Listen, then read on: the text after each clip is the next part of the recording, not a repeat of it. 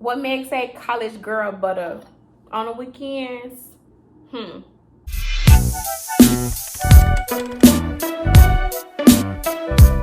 Hi guys, welcome back to my channel. For those who are new here, thank you for tuning in. Don't forget to like, comment, and subscribe. I decided to record a video and it's 1:30 in the morning because I did not want to waste this beat. So today we are going to be talking about and I preface this because I think my voice is getting a little raspy because it's late, but whatever. Today we are going to talk about my first semester of graduate school at this new MFT program. If you've been on my channel for a while, you know that this is my second master's that I'm working on. So this is not the first video that I've done like this, but this is a completely different school, a completely different program. We have winemakers Chardonnay. If you watched my Thanksgiving vlog, you know that this was probably, it was either 2 for $5 or 2 for $10, or it was like $3. But this Chardonnay is going to accompany us in this video today. So let's get started. We're going to discuss course load. Sorry about my nails, y'all. They need to be done. Look at that. That's nasty. Course load, cohort, and networking. And then I'm gonna provide some advice for all of those topics. So first we have course load. So how my schedule was this first semester is I have 3 classes. They're all 3 hours long. And first class was Mondays 9 to 12 or something like that, 9-12, and then we have a class 1 to 4, and then on Tuesdays we have class 1 to 4. And so throughout the duration of the program, those are going to be our class times. It'll just be different classes in each slot. So if you watched my other video about graduate school, you know that there is a lot of reading in graduate school. There's a lot of reading. Sometimes I think it's humanly impossible to read everything that you're supposed to. So you have to figure out how to really learn and read at a good rate. So there's a lot of reading, but you also have to know, okay, this is the most important section. This needs to be highlighted. This is maybe something that I can get clarification in class or through other cohort members or something like that. So there is a lot of reading in graduate school. So that is definitely something to anticipate. So for those who do not know, I am in a marriage and family therapy program here in Atlanta, and I love it. So with this MFT program, basically we are learning how to systemically think about a person when they come into therapy. So what we're considering is all of the systems around a person. So if I'm Jayla, I'm going into therapy and I have an issue about adjusting to a new city. As a systemic thinker, you're going to think about the problem at hand, but you're also going to think about this person, how they grew up, and how different things around them have impacted the way that they think, feel, process, and see the world around them. So it's like a bigger picture, like someone zooming out on your life and using all of that information to interpret what's best for you in therapy. And remind you, this is only my first semester, so I may not be elaborating everything as well, but I'm trying here. So yes, I love systemic thinking because I feel like a lot of people of color tend to like systemic thinking because how we grow up has a lot to do with our personalities or the way that we think, the way that we act. And so it's very important to have a therapist or simply just be a person that is able to account for all of those things when you're thinking about, or when you're assessing someone or anything. You have friends. This systemic thinking has taught me how to even better respond to my line sisters or my friends or my family when it comes to just looking at like the problem at hand. Like, oh, you know, this may stem from something way back when that you had no idea was impacting your decision making. So I love the fact that not only are we really big with systemic thinking, we are also really big with cultural competence. So that is just making sure that they're teaching us about minoritized populations and how to serve these populations. So that is also very exciting. So for this first year, I have had a lot of like weekly quizzes. We've had a couple of exams and we had a couple of papers. But supposedly, like as we progress throughout the program, it will be less like quizzes and exams, because it'll be less about like regurgitating information and more about actually sitting down and like analyzing stuff. So this first semester was just a lot of foundational work. So they had to make sure that like we were learning the stuff that we needed to learn. So I did have a lot of quizzes, exams, papers. But something that I do is that I'll take the syllabus from the beginning of the semester and I'll write down when everything is due throughout, like on the first day, I'll write down what's due from that day all the way into December. And so that way, if there is a paper due on November 14th, then I know, okay, Jayla, you need about 3 weeks to start working on this. Like, on something that I don't have to rush. You know, 3 weeks gives me time to kind of just brainstorm and work on this at my own pace. So I'll set 3 weeks before and I'll write down, start on this paper, you know, study for this quiz.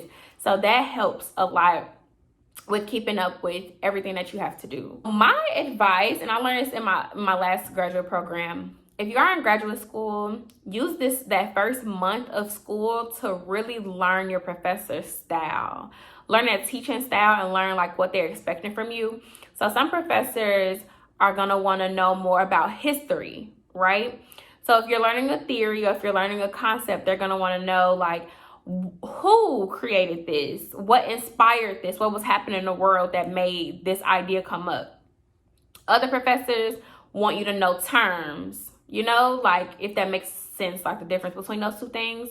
And so when you're starting to study for different classes, you're thinking like your professor. You're thinking like, okay, I anticipate her to ask about historical context of this event. So that's the stuff that I'm going to look over here. But this professor just wants to know that I am comfortable with the concept. So I'm just going to make sure not only can I define this concept, but I can put it into action. I can write a scenario, or I can name a scenario.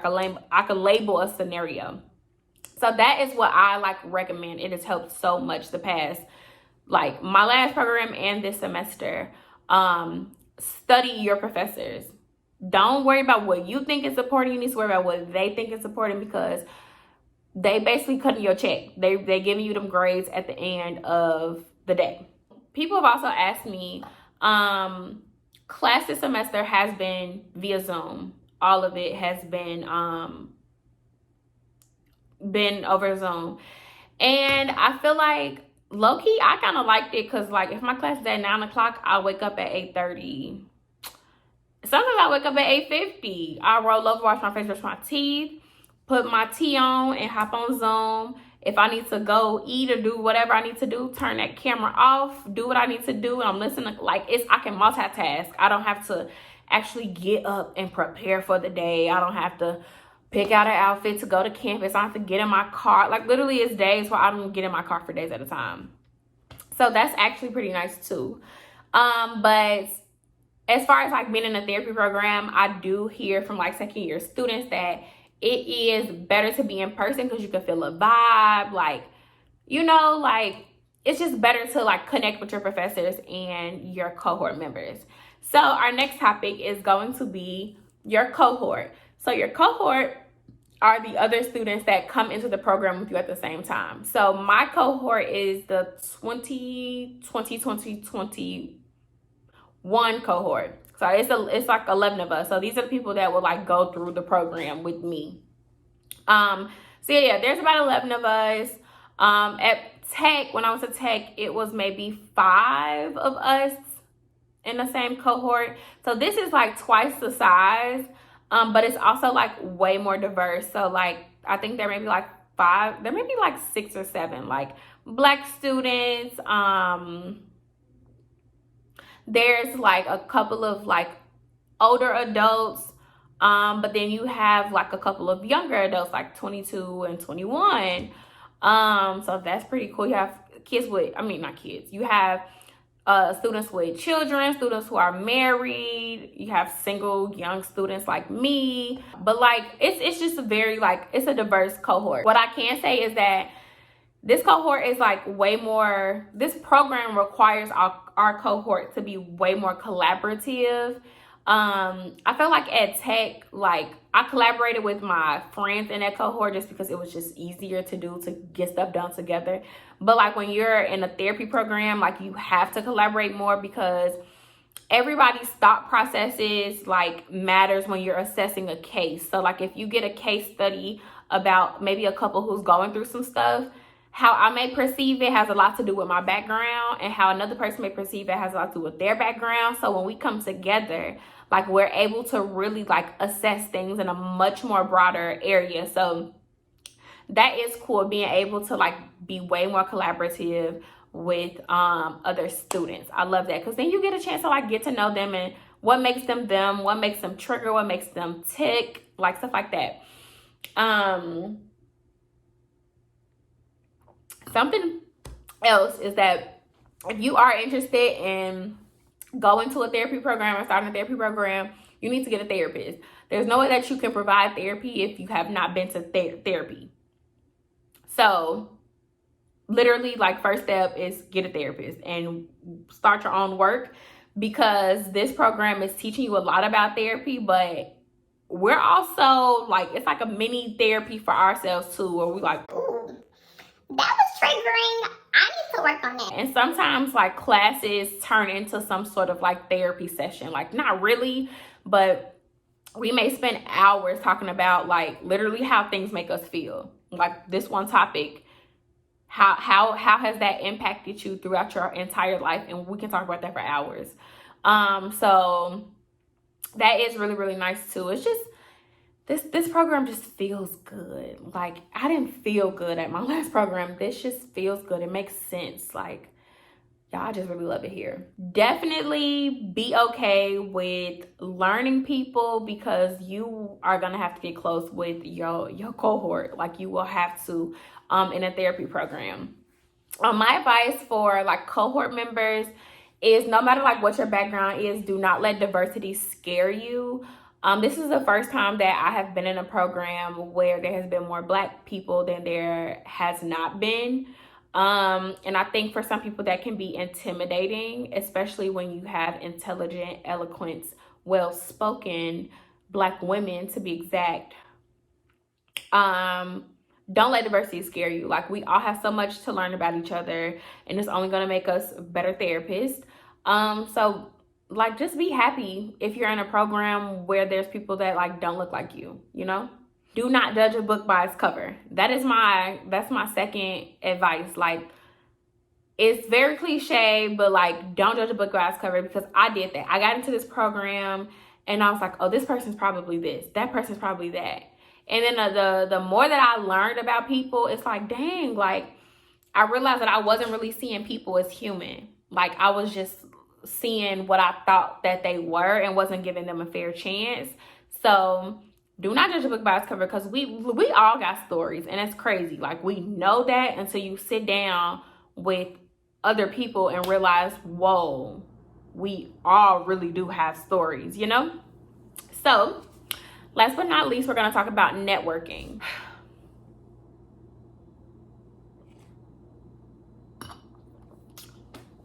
So networking in a therapy program looks very different from networking in a research program. I wouldn't say one is more easier. I do think that like at Tech, it was much easier to network there because I was in a research lab. Other professors are doing research, so other professors want to collaborate with you. Naturally, your advisor may be doing research with someone in another school, so there's networking opportunities there. But at a therapy program, like it's not that much like research going on unless you are in that type of program, which I am not. So we do have this thing called, at my school, it's called continuing education. I don't know if it's hours or something. Basically, we have to like attend webinars, conferences, or like different trainings that basically make us suitable to serve like different populations, whether it's regarding substance use, marginalized communities, underserved communities, food deserts, things involving education and therapy, just whatever. So when you're in these webinars, at least this is my experience, like you're in webinars with people that you have no idea like that they exist, they from other programs, professors from other programs. I advise like to talk in these webinars if you do have the opportunity to, but if not, I like to stalk people.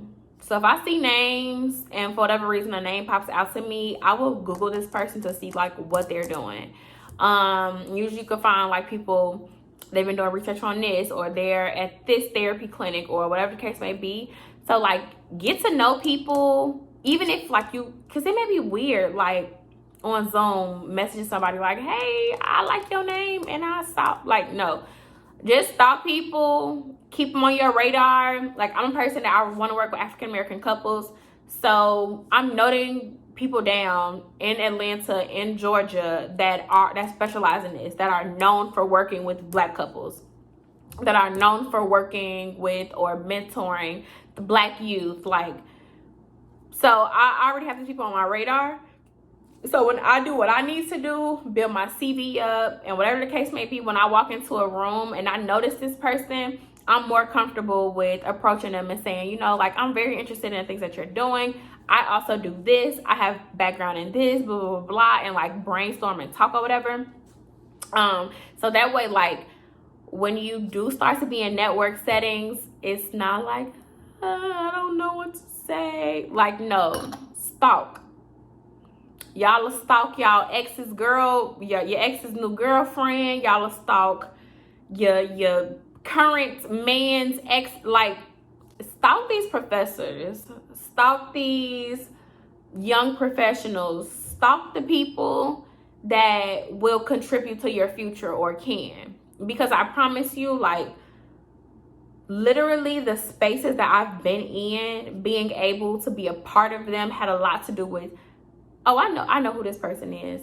And I'm in their classroom and they don't even know. I know half of the research that they doing. I know that they doing work over here, work over there. So when it's time for me to come to them and say, hi, you know, I'm Jayla, da da da da, I'm coming with it.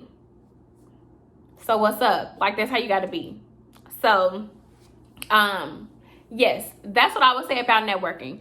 Also, like, don't forget to network with your cohort. Like, we all have different interests. I'm interested in Black couples. Some people may be interested in refugees. Some other people may be interested in like disabled or developmentally delayed children.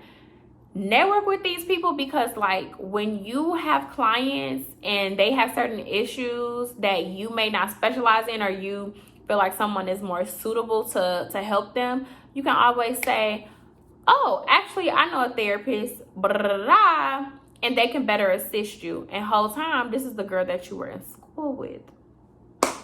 So, yes.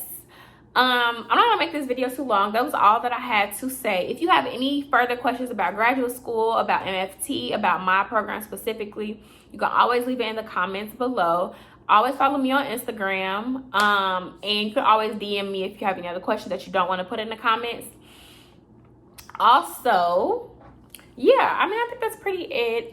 I think you know, this is not even to toot my own horn, but to toot my own horn, because Black women deserve to toot their own horn. This is my second master's that I'm working on, so I think I'm pretty equipped to give some advice. And as of now, I have all A's. So I got a paper that still needs to be graded, or did that paper get? I think that paper's already done. And then I have a final, but I know I didn't fail that final. And in order for me to get down to a B, I would have had to fail it. So as of now, I have a 4.0 in this program. And I graduated from Tech with a 3.6, I think, 3.6, 3.8. So, yes. What Meg say, college girl, but on the weekends,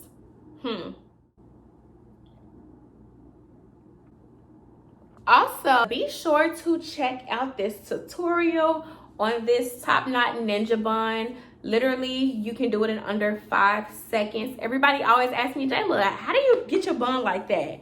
So I recorded it for y'all. So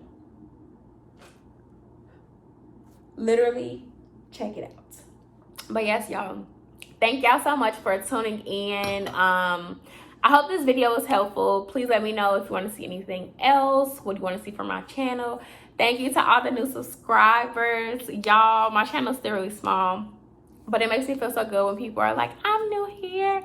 I love the vibe of your channel. Or, you know, like just send in love. Like, I love y'all. Thank y'all so much. And it's 1:45 now. So I'm probably going to watch some Sister and get ready for bed. So thank you for tuning in. See you in the next video.